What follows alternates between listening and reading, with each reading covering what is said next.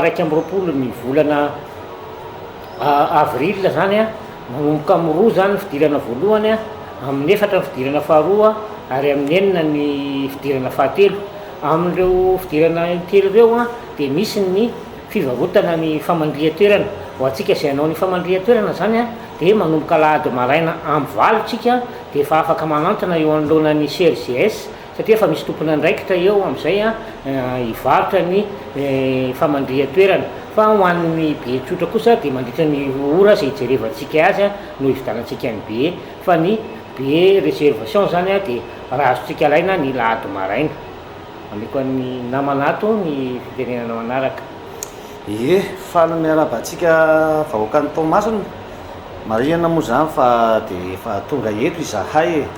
Ny ao anatin'izay moa fikarakarana zavatra moa tsy mora, ary efa voatenin'ny teo daholo ihany moa zany le resaka vidim-pidirana ao anatin'ny hoe be tsotra dia 5,000 ariary na 25,000 francs.